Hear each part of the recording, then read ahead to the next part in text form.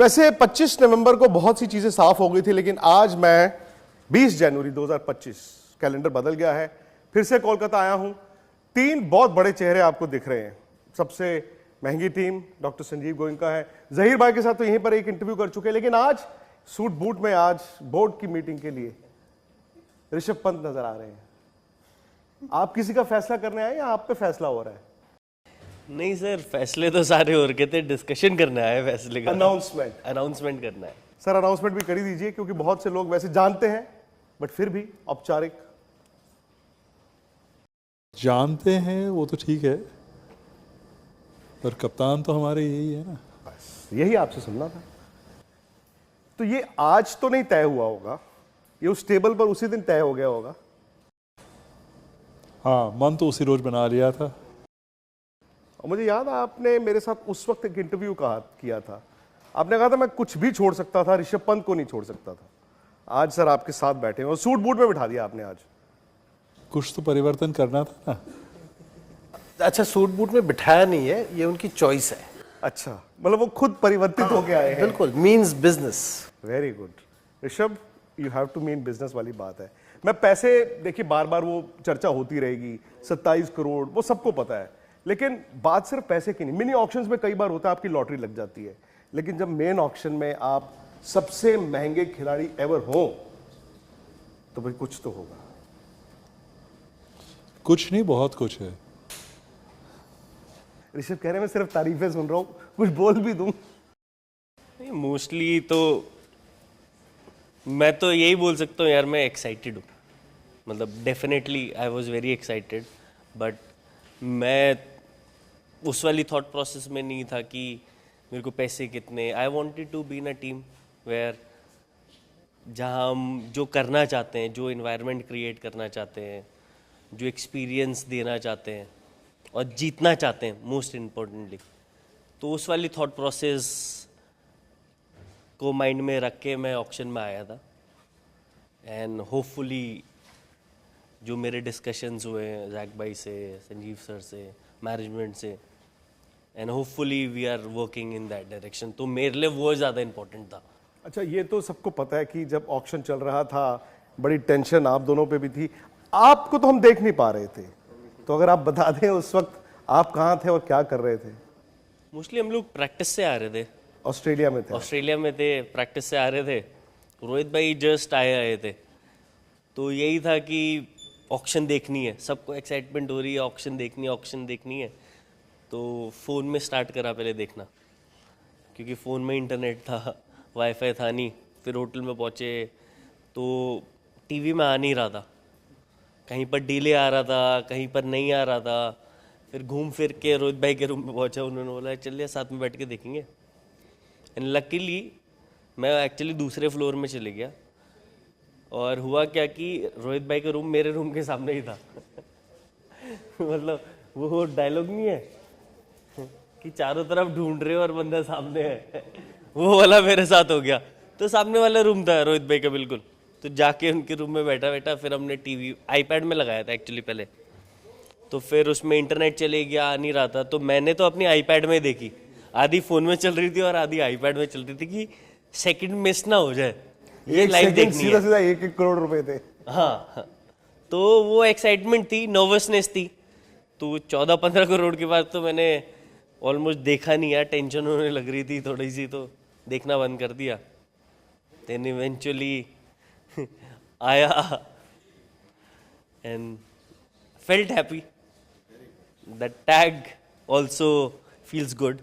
एक चीज तो है सर, आपका ड्रेसिंग रूम जो है इस बार इसी तरह हंसी खेल में निकलेगा, ये तो उन्होंने आज बता दिया। लेकिन आपके पास ना सिर्फ ऋषभ पंत हैं, आपके पास Nicholas Pooran left hander already थे, आपके पास डेविड मिलर एक लेफ्ट हैंडर आ गए। 3 तलवारें एक साथ ले आए हैं आप, जो शायद किसी भी T20 टीम को अगर आप दे दें एक, वो उसको हंस के ले लेगी। आपके पास 3-3 हो गई हैं।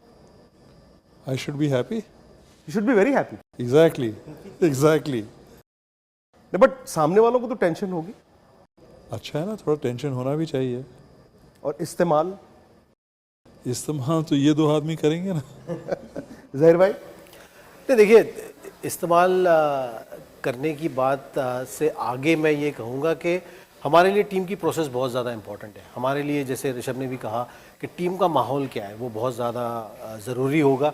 एक हैप्पी टीम आप कह सकते हैं कि विनिंग टीम बन सकती है, और उस तरीके से अगर आप देखोगे तो वो जिम्मेदारी हमारे ऊपर होगी कि आप किस तरीके से प्लेयर्स के साथ कम्युनिकेट कर रहे हो, किस आसानी के साथ आप उन्हें समझा रहे हो, और कितने फ्रीडम के साथ वो आगे बढ़ रहे हैं। अगर ये सारी चीज़ें हम हासिल कर पाते हैं तो ज़रूर आपको एलएसजी जिस तरीके से खेलते हुए नज़र आनी चाहिए, या जो ब्रांड क्रिकेट का खेलते हैं ऋषभ, कि एक आपको जब देखते हो इनकी तरफ तो आपको लगता है कि बिल्कुल बेखौफ तरीके से खेल रहे हैं। तो हम चाहते हैं कि एलएसजी भी उसी तरीके से अप्रोच करे गेम को, और उस तरीके की फ्रीडम हर प्लेयर के पास हो। और शायद ऋषभ ये दबाव नहीं है आप पे, अनलाइक शायद पुरानी कि यार अगर मैं एंड तक नहीं रहा तो एंड में क्या होगा, जैसे मिलर है या पूरन है। क्या ऋषभ पंत टेम्प्टेड है कि यार मैं ओपन करूं इस बार? नहीं, टेम्पटेशन तो 100% होता है बहुत सारी चीज़ों का, बट आई थिंक अभी 100% क्लैरिटी नहीं हुई है। वही डिस्कशन मैं जैक भाई से कर रहा था कि अभी 100% क्लैरिटी के साथ नहीं डिसाइड करा कि ओपन करना है या मिडिल ऑर्डर में ही रहना है। बिकॉज इतने साल से जब आप मिडिल ऑर्डर में खेल रहे होते हो और आपने अच्छा करा होता है, गॉड हैज़ बिन काइंड, कि ठीक ओके कर रहा था मैं आईपीएल में, तो जब इतने साल से आप खेल रहे होते हो तो एक सर्टेन रोल के यूज टू हो जाते हो। So I don't want to be making rash decision कि यार चलो एक्सटर्नल नॉइस ये है, चलो हम भी कर लेते हैं। And because for me it's my life, it's my career, and this is something I live for. तो वो मैं ओवरनाइट चेंज नहीं करना चाहता, उसके बारे में और टाइम लेके सोचना चाहता हूँ। डिस्कस करूँगा अभी और जैक भाई के साथ, जस्टिन के साथ और डिस्कशन करूँगा कि क्या कर सकते हैं क्या नहीं कर सकते हैं, एंड इवेंचुअली जो भी डिसीजन हम लेंगे उसको बैक करूँगा। और सर 3 साल की एक तरह से टर्म खत्म हुई है, तो अब ये जो नया टर्म स्टार्ट हुआ है, आप उन 3 सालों से अच्छा बुरा लेके इस टीम को कैसे देखते हैं? इस टीम में एक्सपीरियंस और यूथ दोनों का बहुत अच्छा ब्लेंड है। इसमें प्लेयर्स हैं जो एक फियर्स डिज़ायर टू विन रखते हैं, और मुझे लगता है कि एक बैलेंस बहुत अच्छी है। तो यूथ भी है, एक्सपीरियंस भी है, कैपेबिलिटी भी है, प्रॉमिस भी है, तो ये इंग्रेडिएंट सब ठीक हैं। अब परफॉर्मेंस तो देखिए एक दिन क्या होता है क्या नहीं होता है वो तो कोई नहीं कह सकता। बॉलिंग थोड़ा सा चिंता का सबब, बिकॉज माइंड भी अभी इंजर्ड थे, मौसिन पता नहीं, आई डोंट नो उनका क्या स्टेटस है। ज़ेर भाई थोड़ा सा बॉलिंग को लेके टेंशन है, बिकॉज आप ज़्यादा इंडियन बॉलिंग टैलेंट पे डिपेंडेंट हैं। नहीं, वैसे अगर एक बात बताऊँ तो 10 टीमों के लिए ये टेंशन का सबब रहा है, क्योंकि जब से आपने देखा इम्पैक्ट सबका रूल आया है, कोई भी गेंदबाज आपके पास दिग्गज गेंदबाज भी होंगे तो वो एक कमी आपको हर टीम में नज़र आई है। तो मुझे यही उम्मीद है कि अगर यहाँ पर मैं हूँ तो जितना भी मैं कर सकता हूँ उतना गेंदबाजों के लिए करूँगा, और एक अलग रूप में आपको ऑपरेट होते हुए ज़रूर नज़र आएगी। तो इंजरीज़ क्या है, कौन अवेलेबल है, वो सारी चीज़ें आपको सीज़न के दौरान डिसाइड करनी होती है, या उसके साथ मनोवर करना। बिल्कुल सब कुछ कोर्स पे है, क्योंकि मैं समझता हूँ इस फॉर्मेट के लिए ना सबसे जो ज़्यादा ज़रूरी चीज़ है वो आप किस तरीके से देखते हो चीज़ों को। अगर आप ये सोच रहे हो कि ये फॉर्मेट है और इस तरीके से आपके ऊपर बल्लेबाज हावी हो सकता है, तो फिर आप पहले ही पीछे चल रहे हो। तो हमारे पास जिस तरीके का कप्तान भी है वो हमेशा आगे रहने की कोशिश करता है, और जिस तरीके के आपके पास मेंटोर आए वो भी यही कोशिश करते हैं कि आप किस तरीके से आगे रहो। तो उस तरीके से ही हम चीज़ों को करने की कोशिश करेंगे, और फिर सीज़न में वो मोमेंटम में एक वर्ड जो यूज़ होता है ना, वो बहुत मायने रखता है मुझे लगता है। तो वो चीज़ भी प्ले में आएगी, लेकिन उसके लिए वो मोमेंटम क्रिएट करने के लिए जो चीज़ें ज़रूरी होगी वो सारी चीज़ें हम करेंगे। अच्छा, मैं आखिरी सवाल, क्योंकि आई थिंक वक्त थोड़ा कम है, हालांकि इस सीज़न में बात होती रहेगी। ऋषभ, एक कप्तान के तौर पर और एक T20 प्लेयर के तौर पे क्या ये डिफरेंट रोल्स आपको कभी कभी दबाव लेकर आते हैं? बैट्समैन के तौर पर आप कुछ सोच रहे हैं, टीम की ज़रूरत कुछ और है, स्पेशली T20 में? सी पर्सनली आप मेरे से पूछोगे तो मेरे को ऐसा कुछ चैलेंजिंग नहीं लगता है, बिकॉज एक कमिटमेंट मैंने अपने आप से भी करी थी कि even if I am the captain I want to play the same way, कि बिकॉज आपको कमिटमेंट करनी पड़ती है ना अपने से, कि ऐसा ना हो ना कि मैं कैप्टनसी कर रहा हूँ and I am playing in a different way. तो वो चीज़ मेरे को माइंड में क्लैरिटी के साथ अपने आप को बोलनी पड़ी। सी थोड़े बहुत changes the way game is moving आपको करने पड़ते हैं, चाहे ऊपर करो नीचे करो, बट पर्सनली अगर आप मेरे से पूछोगे तो मैं माइंड में वैसे नहीं सोचता हूँ।